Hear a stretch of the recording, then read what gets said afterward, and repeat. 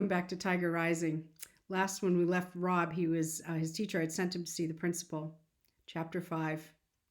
The principal's office was small and dark and smelled like pipe tobacco. The secretary looked up at Rob when he walked in. Go right on back, she said, nodding her big blonde head of hair. He's waiting for you. Rob, said Mr. Felmer when Rob stepped into his office. Yes, sir, said Rob. Have a seat, Mr. Felmer said, waving his hand at the orange plastic chair in front of his desk. Rob sat down. Mr. Felmer cleared his throat. He patted the piece of hair that was combed over his bald head. He cleared his throat again. Rob, we're a bit worried, he finally said. Rob nodded. This was how Mr. Felmer always began his talks with Rob. He was always worried. Worried that Rob did not interact with the other students, worried that he did not communicate, worried he wasn't doing well in any way at school. It's about your your legs. Yes, your legs. Have you been putting that medicine on them? Yes, sir, said Rob. He didn't look at Mr. Felmer. He stared instead at the paneled wall behind the principal's head.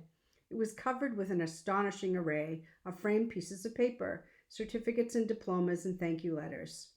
May I look? Asked Mr. Felmer. He got up from his chair and came halfway around his desk and stared at Rob's legs. Well, sir, he said after a minute. He went back behind his desk and sat down. He folded his hands together and cracked his knuckles and cleared his throat. Here's the situation, Rob. Some of the parents, I won't mention any names, are worried that what you've got there might be contagious. Contagious means something that other students could possibly catch. Mr. Felmer cleared his throat and he stared at Rob. Tell me the truth, son, he said. Have you been putting that medicine you told me about? The stuff the doctor in Jacksonville gave you? Have you been putting that on? Yes, sir, said Rob. Well, said Mr. Felmer, let me tell you what I think. Let me be upfront and honest with you. I think it might be a good idea if we had you stay home for a few days. What we'll do is we'll just give that old medicine more of a chance to kick in. Let it start working its magic on you, and then we'll have you come back to school when your legs have cleared up. What do you think about that plan? Rob stared down at his legs. He felt the picture of the tiger burning in his pocket. He concentrated on keeping his heart from singing out loud with joy. Yes, sir, he said slowly. That would be all right. That's right, said Mr. Felmer. I thought you would think it's a good plan. I'll tell you what I'll do. I'll just write your father, a note and tell him what's what. He can give me a call if he wants. We can talk about it. Yes, sir, said Rob again. He kept his head down. He was afraid to look up. Mr. Felmer cleared his throat and scratched his head and adjusted his piece of hair, and then he started to write. When he was done, he handed the note to Rob.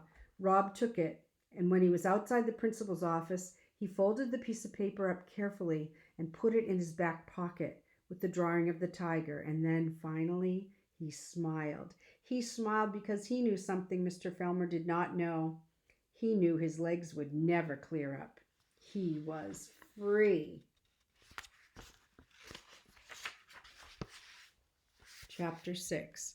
Rob floated through the rest of the morning. He went to math class and civics and science. His heart was light, buoyed by the knowledge he would never have to come back. At lunch, he sat out on the benches in the breezeway. He didn't go into the lunchroom. Norton and Billy Threemonger were there, and nothing had tasted good to him since his mother died, especially not the food at school. It was worse than the food his father tried to cook. He sat on the bench and unfolded his drawing of the tiger, and his fingers itched to start making it in wood. He was sitting like that, swinging his legs, studying the drawing, when he heard a shouting and that high-pitched buzz of excitement like crickets that kids make when something is happening. He stayed where he was. In a minute, the faded double doors of the lunchroom swung open, and Sistine Bailey came marching through them, her head held high. Behind her was a whole group of kids, and just when Sistine noticed Rob sitting there on the bench, one of the kids threw something at her. Rob couldn't tell what, but it hit her, whatever it was. Run, he wanted to yell at her. Hurry up and run. But he didn't say anything. He knew better than to say anything. He just sat and stared at Sistine with his mouth open, and she stared back at him, and then she turned and walked back into the group of kids like somebody walking into deep water. And suddenly she began swinging with her fists. She was kicking, she was twirling. Then the group of kids closed in around her and she seemed to disappear. Rob stood up so he could see better. He caught sight of her pink dress. It looked all crumpled like a wadded up tissue. He saw her arms still going like mad. Hey, he shouted, not meaning to. Hey, he shouted again, louder. He moved closer, the drawing of the tiger still in his hand. Leave her alone, he shouted, not believing the words were coming from him. They heard him, and they turned to him, and it was quiet for a minute. Who are you talking to? A big girl with black hair asked. Yeah, another girl asked. Who do you think you're talking to? Go away, Sistine muttered in her gravelly voice, but she didn't look at him. Her yellow hair was stuck to her forehead with sweat. The girl with the black hair pushed up close to him. She shoved him. Leave her alone, Rob said again. You gonna make me? The black-haired girl said. They were all looking at him, waiting. Sistine was waiting too, waiting for him to do something. He looked down at the ground and he saw what they had thrown at her.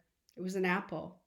He stared at it for what seemed like a long time, and when he looked back up, they were all still waiting to see what he would do. And so he ran. And after a minute, he could tell that they were running after him. He didn't need to look back to see if they were there. He knew it. He knew the feeling of being chased. He dropped the picture of the tiger and ran full out, pumping his legs and arms hard. They were still behind him. A sudden thrill went through him when he realized that what he was doing was saving Sistine Bailey. Why would he try to save Sistine Bailey? Why would he want to save somebody who hated him? He couldn't say. He just ran, and the bell rang before they caught him. He was late for his English class because he had to walk from the gym all the way to the front of the school, and he did not know where his drawing of the tiger was, but he still had Mr. Felmer's note in his back pocket, and that's all that truly mattered to him, the note that proved he would never have to come back. Rob is changing. Think about how Rob has been acting when bullies treat him badly and how he acted when they were bullying Sistine. Something's happening inside of Rob.